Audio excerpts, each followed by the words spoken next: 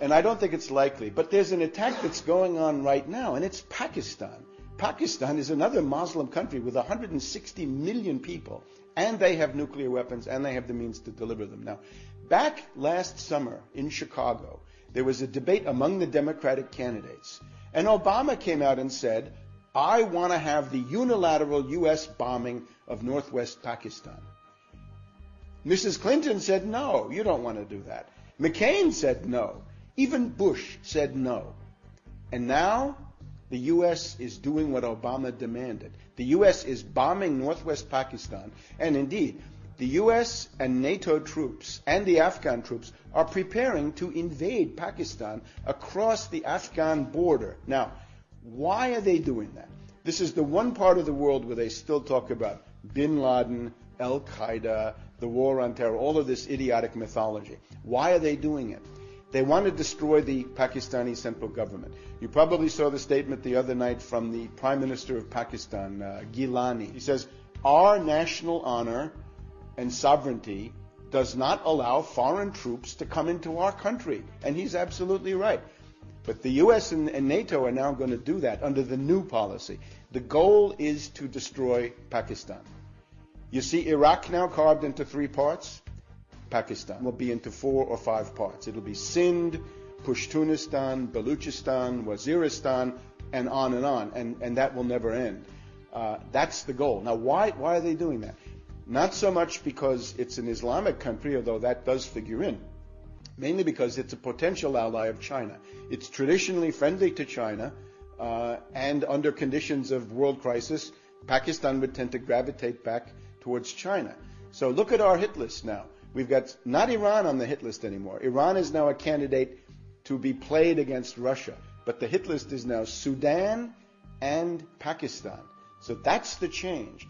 And Obama is the one who demanded the attacks on Pakistan when everybody else said no. So McCain, ironically, was a better friend of the Muslims than Obama was, because McCain said, I talked to General Musharraf about these things. I don't do it unilaterally. And Obama said, no, it's got to be unilateral. That's the Brzezinski policy. That's what, of course, Obama has no idea. Obama doesn't even know where Pakistan is. So he's spouting the line that Brzezinski gave him. Brzezinski's argument to the neocons is to say to the neocons, you're fools, you're bunglers, you're so obsessed with Israel and the Persian Gulf and Iraq and Iran that you've lost the big picture. And the real power in the world, of course, is Russia, China. Those are countries that are seriously capable of resisting the U.S. and the British, and you've got to focus on them. And India, of course, would then become a big asset in that regard. Japan is another one.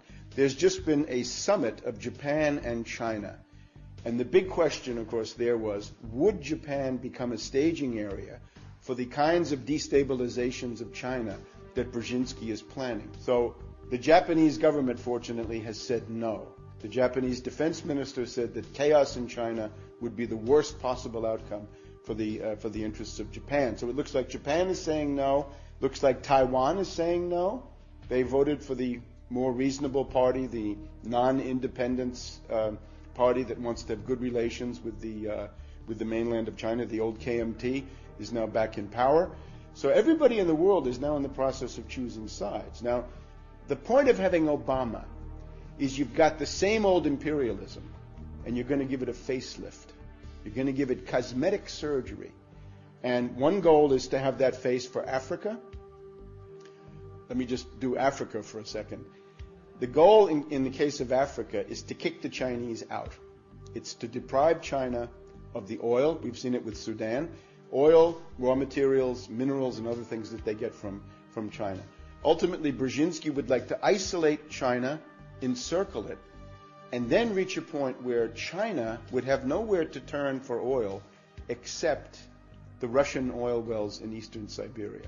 In other words, the end product of this entire policy is to play China against Russia and get rid of both of them, destroy both, and then the U.S. and the British can settle in for another 100 years of world domination. Now, there's also an angle for Europe, though. The idea, of course, is that with Bush or McCain, the U.S. is disliked, the policy is discredited, nobody wants to go along with this. The demagogy of Obama is that with this new face, somehow you can now get throngs and throngs of young dupes and individuals who have really no clue what they're doing to support this stuff.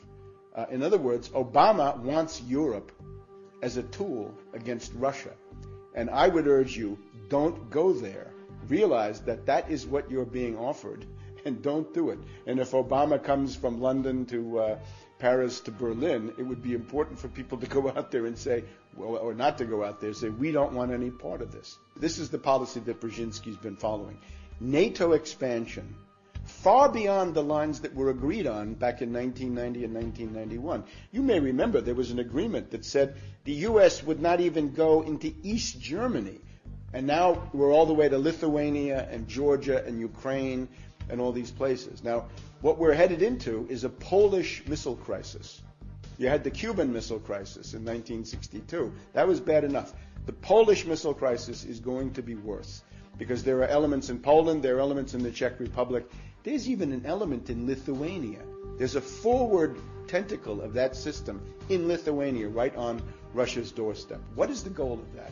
It is the ability to have a first strike, surprise attack, to destroy the Russian nuclear deterrent on the ground, and then the second strike launched by the Russians can somehow be suppressed by these missiles in Poland. So it is a step towards World War III.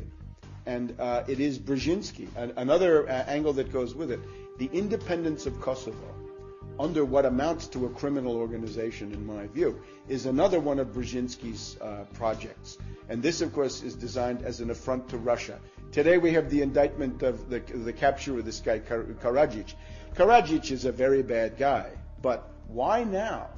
And what's the goal? This is designed to further inflame relations with Russia, even as a possibility of war between Russia and Georgia comes on the horizon. So this is now a full strategic envelopment. This is not just Iraq and the Persian Gulf. This is now a worldwide strategy. And again, the mind of it is Brzezinski. This is already being implemented in the United States. I better point that out too. You think you see Bush and Cheney as the leaders of the United States. They're not. They're gone. They're finished. Not even lame ducks. They're the janitors of the White House, the groundskeepers. They're there for show. They're just figureheads to make people think that normal stuff is still going on. Power has now passed into something called the Principals Committee. And it's just the leading government ministers, the secretaries of the main executive departments, an interministerial committee, if you will. Rice of the State Department, Gates of the Pentagon, Paulson of the Treasury. Admiral Mullen of the Joint Chiefs of Staff is a very important guy also in this. But these people are bureaucrats. They don't really have policies. The policies that they're carrying out are from Brzezinski, and that is no attack on Iran, make a deal with North Korea. And Cheney was horrified by that. Cheney almost had his 99th heart attack over the deal with North Korea, and this was done by Rice. But attack Pakistan, get ready to attack Sudan, get ready to attack Zimbabwe, get ready to attack Burma. In many cases, it's done under humanitarian considerations. It's not bin Laden al-Qaeda. Pakistan is the exception.